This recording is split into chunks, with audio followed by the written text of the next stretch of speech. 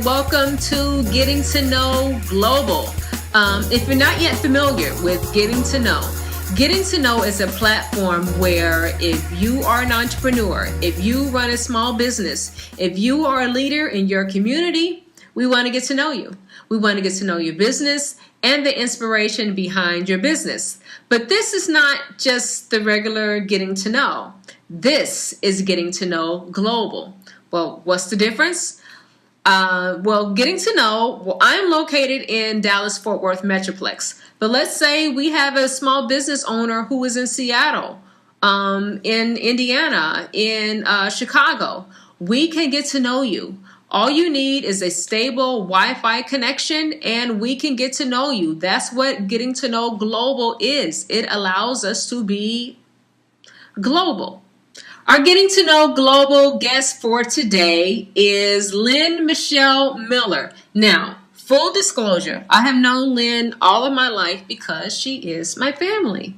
But she's very good at what she does. You will love her. She's very smart. She's the youth director at her church, and she's been in that position for over 30 years. And she's an author. This is going to be a great interview. Thank you for watching. And welcome to the show, everybody, Mrs. Lynn Michelle Miller. Welcome to the show, Lynn. Welcome. Thank you. Thanks for having me, Desiree. Hey, everybody. Hi there. So I'm really excited. We got a lot of ground to cover. We're going to talk about youth director at Palestine Missionary Baptist Church. And that's it. We're also going to talk about Kids Have a Purpose. So the book that you wrote. So we're going to get started. Let's talk about what came first. Youth director at Palestine, right? It came first, yes. Oh, okay. So this question I may already know, but I have to ask it anyway. Where you born? Where were you born and raised? I was born and raised in Kansas City, Missouri. I was born a long time ago. So I have to give a year. No, as a matter of fact, my birthday is coming up. Which birthday? May 11th. Oh, okay. Yeah, that's next week. And happy Mother's Day, by the way. Thank you. Thank you. I generally celebrate them together. Okay. So you are the youth director at Palestine. Yes. Were you always a member at Palestine? No, not really. I was baptized in Metropolitan Baptist Church when I was a little girl around 5 years old by Reverend Wallace H. Hartsfield. Okay. Is it H? Anyway, Reverend Hartsfield. Okay. And then we moved to a different neighborhood, and Palestine was closer.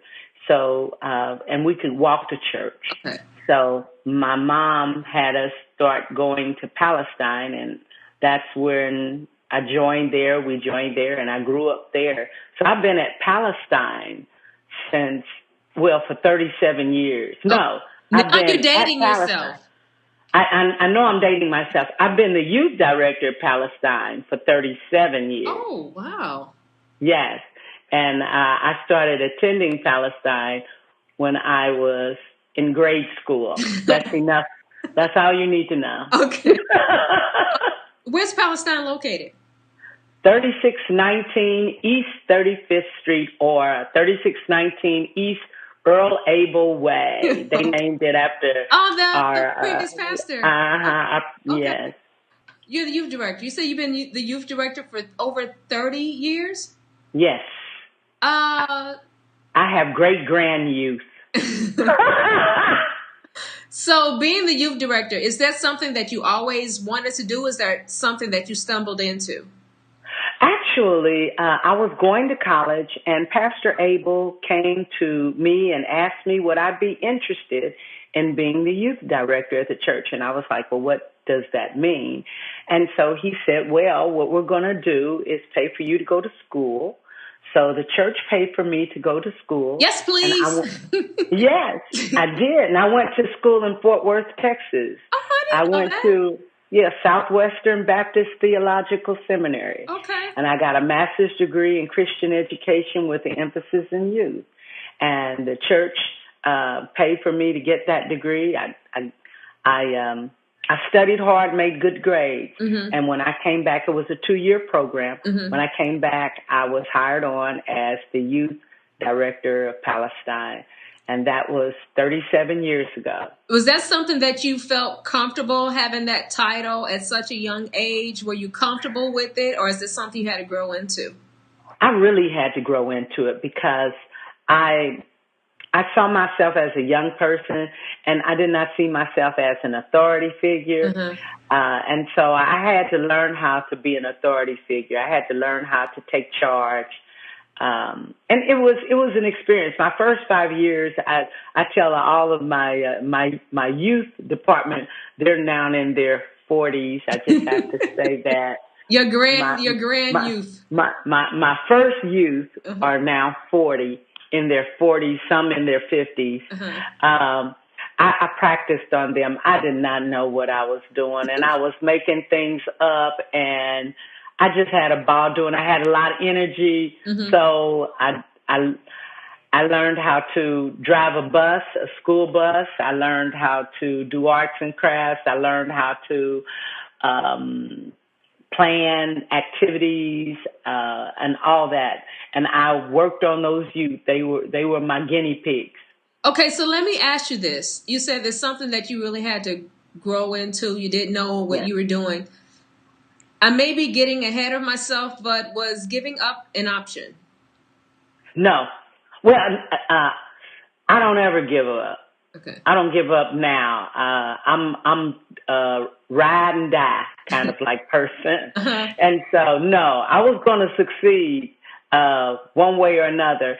And I think that spirit of wanting to be successful, wanting to make I actually believe at that time I was one of the first African American youth directors in the city at a major African American church. Mm-hmm. And so I had to do it well because I knew I was setting the stage for other youth directors and other churches to want to have youth directors in their church. And I wanted to make sure there was a good legacy Mm-hmm. that was being established.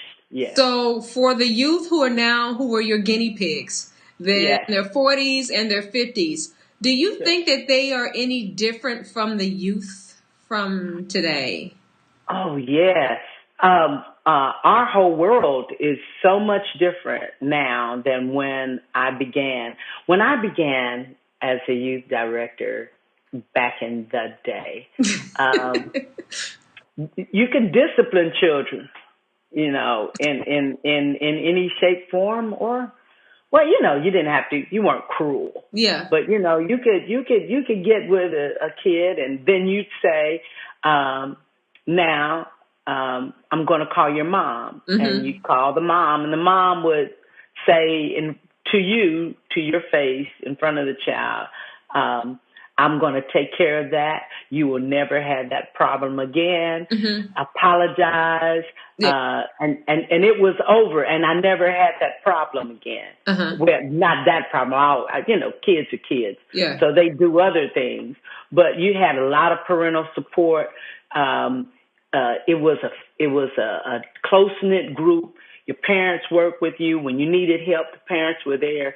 It's not the same this now. Mm-hmm. Many of our young parents, unfortunately, I believe that our society makes them think that they don't have to be the expert in their child's life. And I believe that a lot of things in our society has taken from them their authority as parents. So as the youth director, how have you adjusted to make up for that? I keep reminding my parents that that's their job. Mm. And I believe, I have to be honest, I fell into the trap of thinking that I was the expert, and I knew better how to work with a child than their parent did. And as I've gone through this and experienced working with children over the years, I recognize that was an error. I think it came with the fact that sometimes you think you're better than you are, and you like that. And I have to apologize for anybody that I did that to. But no, the parent is their child's expert. They're, and I want to empower, and that's one of the reasons why I wrote the book, because I feel that I'm at a place now where I can help empower parents. When I first became a youth director, I don't think I knew how to empower a parent.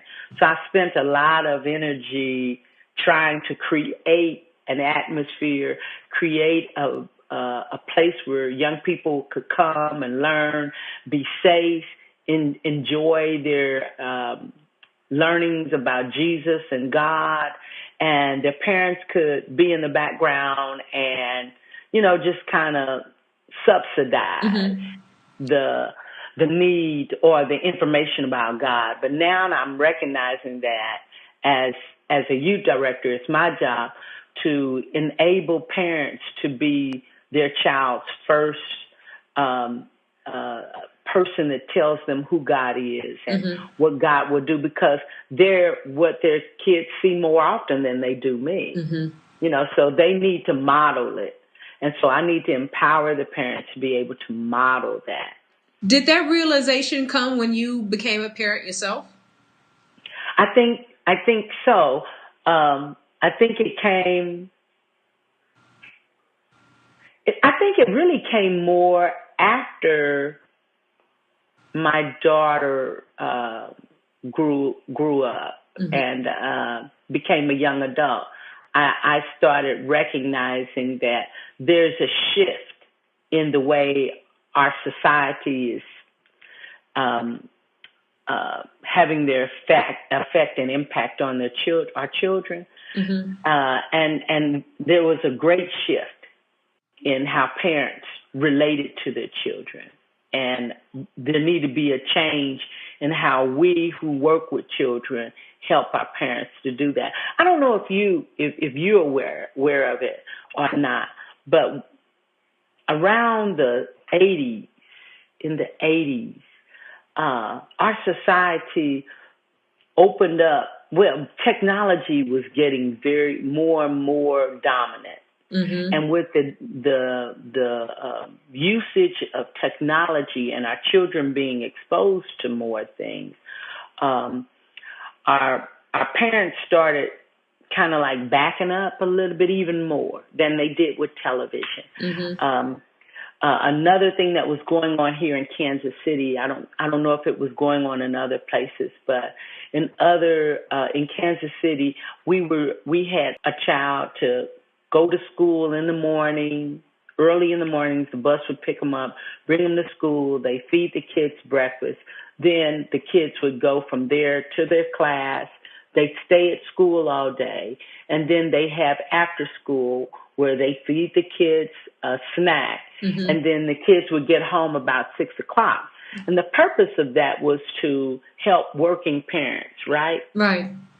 But what it also did was it cut down on parent responsibility. Now mom or dad didn't have to do breakfast. Now mom and dad didn't have to necessarily do dinner.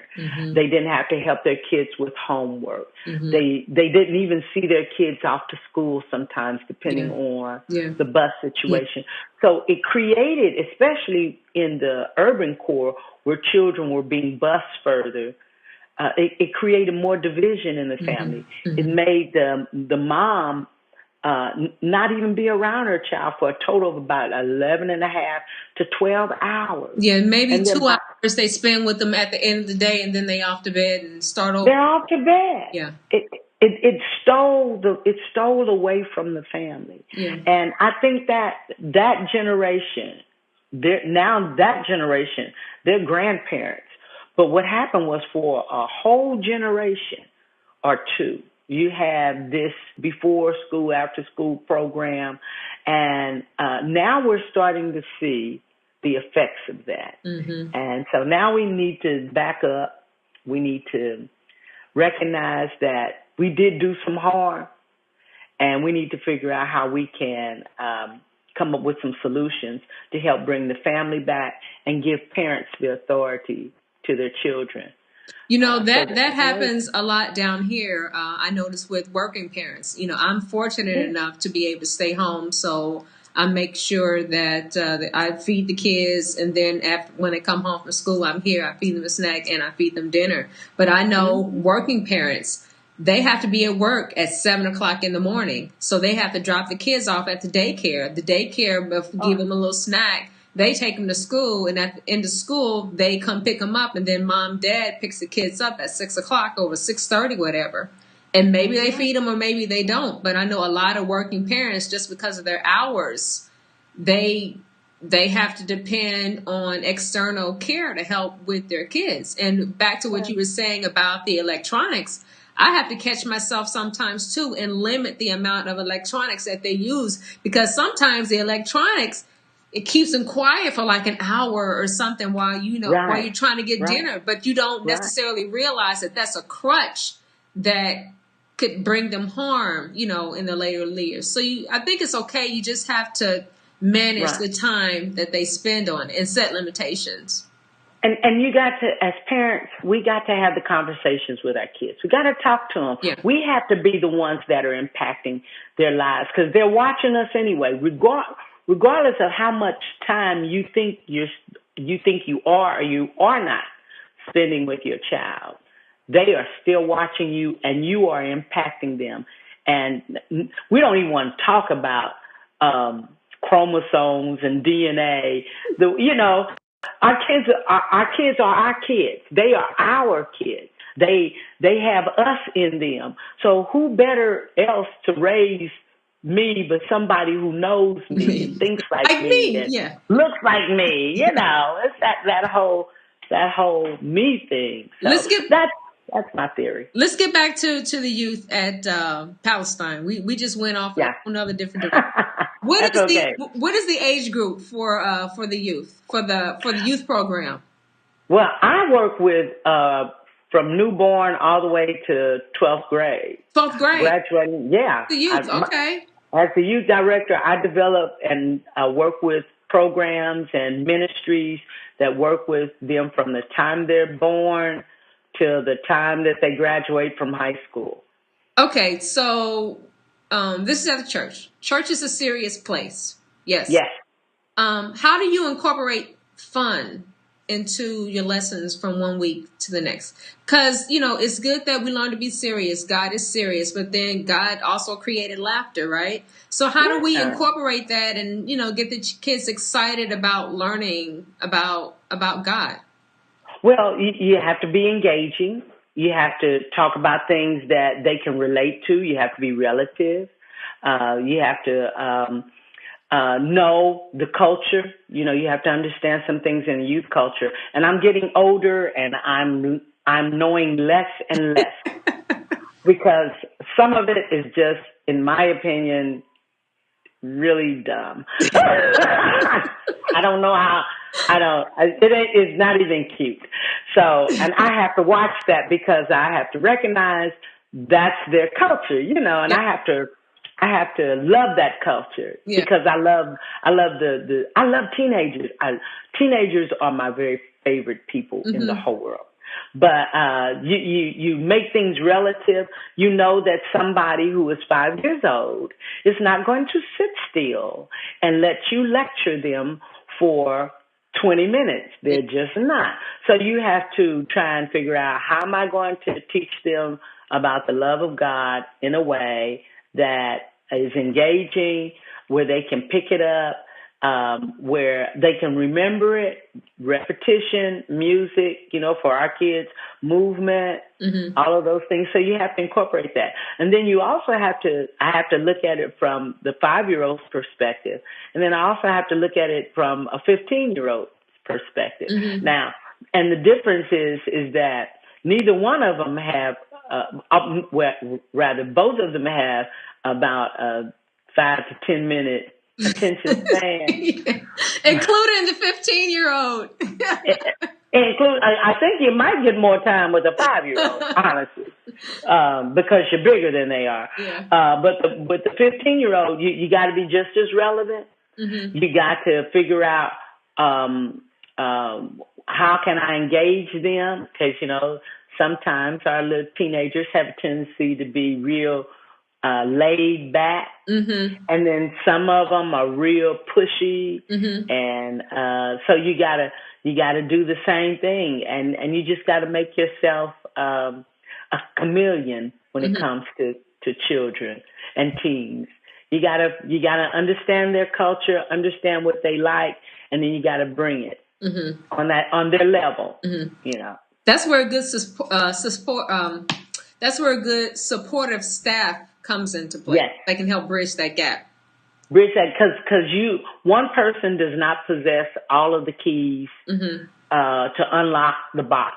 Right. You have your athletic people. I have people on my team who are very athletic. So they do all my games and the athletic stuff. And I have people on my team who are very arts and craftsy. So they do that. I'm the motor mouth. I'm the person on the team who, if you give me a topic, I can talk about the topic for 15, 20 minutes straight. Okay. Yeah, that's me. Okay. So we're going to take a break, and then we're going to come back, and because I have some other questions that I want to do. But on Getting to Know, we play this game called Say It in Six. Okay? Say it in six. Say it in six. You're familiar with basketball terminology, right? Yes. You know the importance of the sixth man, right?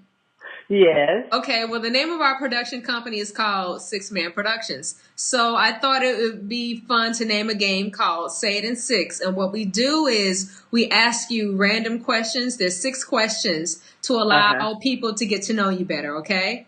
It doesn't have to do with anything that we've talked about, but they're just fun questions. That's just fun and silly, and it just shows a more personable side of you, okay? I like that, yes. Okay. So first question. What was the last movie you saw? Oh, you would on TV or at the theater? At the theater. Oh, gosh. I can't remember. Wait a minute. It's been a long time since I've been to the theater. I don't like going to the theater. Why not? Because, first of all, I want to eat. But I don't want to pay the price of the food in the theater. Okay. And then, second of all, I want to kind of like cry. And I cry real loud at the theater. I bawl. And so it's kind of, I embarrass my husband. Okay. Actually, wait a minute, that is terrible. When was the last? It's been years. Really? Really? So if a movie comes out, you just have to wait for... Oh, wait a minute. Wait. I went to see, because I was in Memphis, and it was just this past year. What was out that was real good that I had to see? I can't remember. You'll remember it tomorrow on your way driving to work. I will. Okay. Okay, what else? Next question. You mentioned something about technology. Do you know what a gigabyte is? Yes. Oh, you do? I can't define it, but I know it's real big when it comes to storage space on your laptop, computer, cell phone. Yes. Okay, good. Okay. Question number 3. Do you know how to hit the Quan? No. What is that? I've heard it, but I can't. What is that? Ask your youth.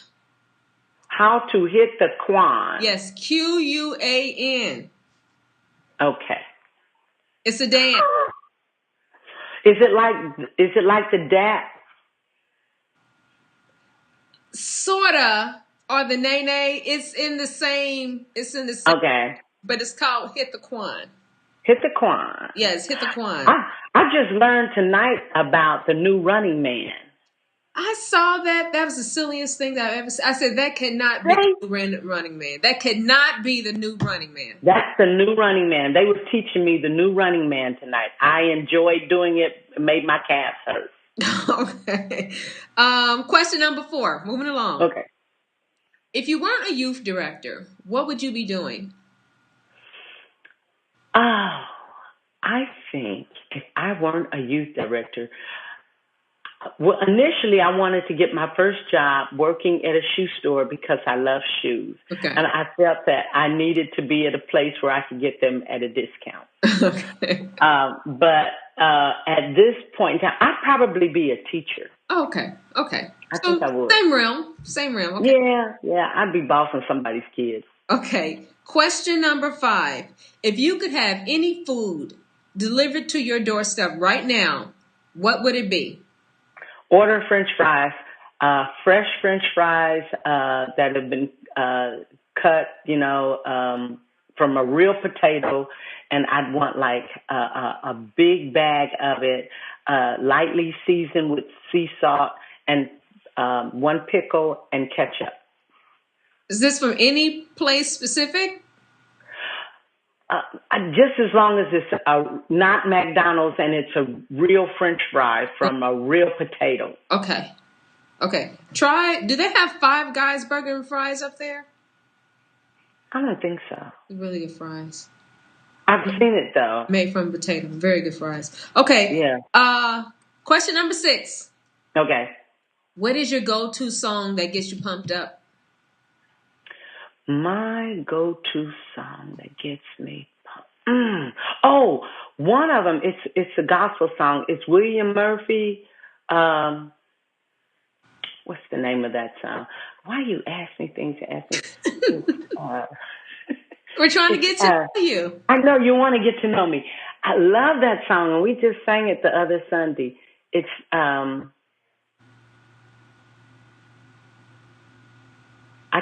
I'm sorry. Okay. My brain says stop, but my brain says stop. Oh, here it is. I love God. Do you love God? What's wrong with you? What song? I love that song. That's Erica Campbell. Erica Campbell. Okay. That's Erica Campbell. I love that song. Okay. That's it for Say It in 6. You like that game? I like that game. Okay. And you're going to remember the last movie you saw. No, you said you remember the last movie. No, you said you couldn't remember the last movie you saw. I couldn't remember the name of the last movie. But you'll remember it on your way to work tomorrow. Yeah. Okay. And it was something that I wanted to see, too. Okay. Uh-huh. Let's get back to questions and answers. Okay. Any ministry relies on volunteers. How do you keep your volunteers engaged and not burnt out? That never happens. Volunteers always get burnt out. That's unrealistic. Okay. A good volunteer always gets burnt out. It's just the truth in my book. Mm-hmm. What you try and do is I try and be a good leader. Okay. When I see you burning out, I relieve you. Okay. So you can go and take a break. Mm-hmm. A lot of my workers that work in my program, they work on multiple levels in my program. They go to camp with me. They do my lock-ins. They do my sleepovers because they love kids. They love the ministry. They have a good rapport with the kids. And so I believe they get burnt out. Mm-hmm. But they're dedicated. And when I know that they're being overwhelmed, I just come in and say, go take a seat, go have a sit down. Also, I always try and give all of my workers, if I get free tickets to something, mm-hmm. my workers get it. Mm-hmm. You know, I give it to them. I don't even try and go because you have given so much. You mm-hmm. deserve. I wish I could give you my check. If I didn't have mm-hmm. bills, I would.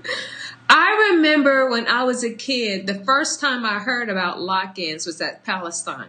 Like, why are they locking them in? What? I never heard of it before. Do they get to go home? What do you mean lock-in? Are you guys still doing the lock-ins? Girl, yeah. I still do lock-ins. I do. Actually, I used to do, when I was younger, I used to do 4 a year. Mm-hmm. But that, you talk about burnout. That burnt me out. Mm-hmm. And so now I only do two. I do one for my teens and I do one for my children. Mm-hmm. Okay. We call theirs a sleepover because they actually go to sleep. Okay. Around about 2 or 3 o'clock in the morning. They actually go to sleep. They actually go to sleep, Mm-hmm. sleep for about three hours Mm-hmm. maybe, because I wake them up around 7:30, 8 o'clock for breakfast. But my teenagers, I don't let them go to sleep. Mm-hmm. We Okay. stay up the whole night. Do you guys have any mentoring programs there for your teenagers? Yes, we have what we call Actings, which is our young ladies mentoring program. They learn about mission, but they are also being mentored by our women's mission group. And we have our RAs for our young men, our high school men. It's called Gentlemen of Christ, and they're being mentored. And they get a chance to do different kind of activities where they community service kind of like activities where they're doing something to help someone else.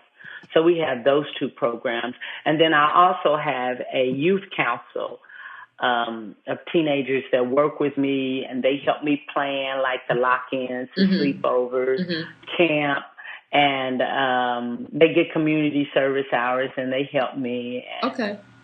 They mentor each other, stuff like that. Mm-hmm. Let's talk about the Palestine Summer Academy. All right. You started registration for it already? Yeah, I'm doing pretty good. Okay. So let's tell everyone what it's about. Palestine Summer Academy is our 6-week summer program for children pre-K4 through 6th grade. And right now, I only have one spot open for pre-K4. Oh. Just pre-K4, but I have about 10 spots available. Okay. Total. And the purpose of it is to provide summer engagement for students here in the Kansas City area, or even parents if you have your grandchildren coming to stay with you, or grandparents rather, and parents if you have a child that lives out of town, or aunts and uncles and they're coming to stay. Our program will begin June the 6th through July 15th. It's 6 total weeks. Each week has a dedicated theme where the kids will concentrate on a particular focus that whole week. We'll be going to the Nelson Atkins Art Museum and doing art for a complete week. We'll swim for a complete week. I'm working with a young lady that's going to help the kids learn about computer coding for a full week. We have a week where we're going to be talking about economics, teaching the kids about banking and writing checks and being an entrepreneur, how to start a job, how to invest, all that stuff. And then I have a week of literacy where they're going to be reading, and I'm working with Rockhurst University and their education department. They're going to be doing that. And then I have one other week, and I can't remember. Oh, the week that they're going to be working at a farm. They're going to a petting zoo, a petting farm, and learning about animal husbandry. So those are our 6 weeks. Yeah. How long has is this your first year doing the academy? Not kind of and not really. I've been doing summer programs since 1982. I just had to say it. From 1982 till about 2004, Palestine did our own separate summer program. In 2004, we partnered with the Freedom Schools, and so we did Freedom Schools for 5 years. Yes, we did Freedom Schools up through 2009.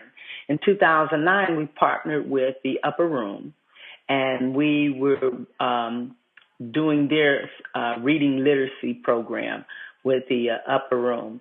But this year, I decided we'll go back and start our own program again.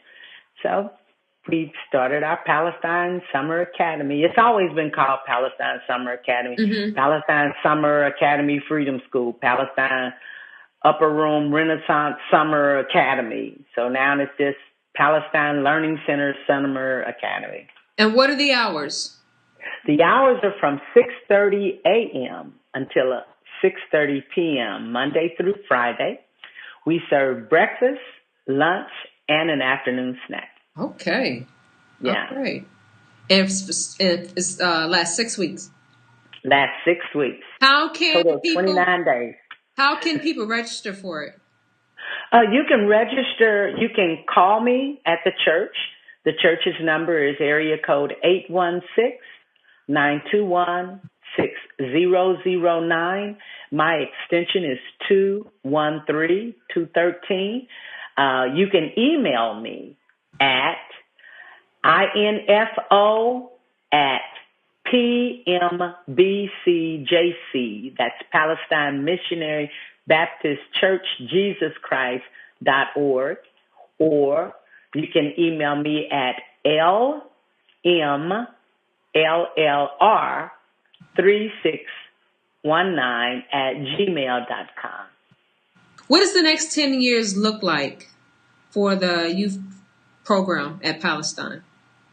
Well, honestly, I am working on getting a mentor for me, because in the next 10 years, I need to be repurposing myself. Mm-hmm.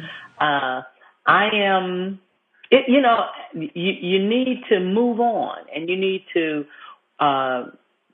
pull in another group who can identify with the young people, who cares about their culture, and and can Quan and Dap and Nene and be cool with it. I don't need to Quan, Dap, or Nene. I need to be helping parents understand what the Quan, the Dap, and the Nene is, and why it's okay. In the next 10 years, what I hope to see is someone, and I have some people that I have my eye on that I would like to train to take over the youth department of Palestine and take it to the next level. And I move on and start doing things to really build up the parenting side. Okay. Well, that's going to be it for Getting to Know Global and the youth direction at Palestine. And thank you for joining us today, Mrs. Miller. It has been a blast. Okay. That's it for Getting to Know Global. If you would like more information about Getting to Know, email us at info@sixmanprod.com. Visit us on Instagram, Facebook, or our YouTube channel. From Dallas, Texas to your city, people want to know who they are doing business with. Let them get to know you.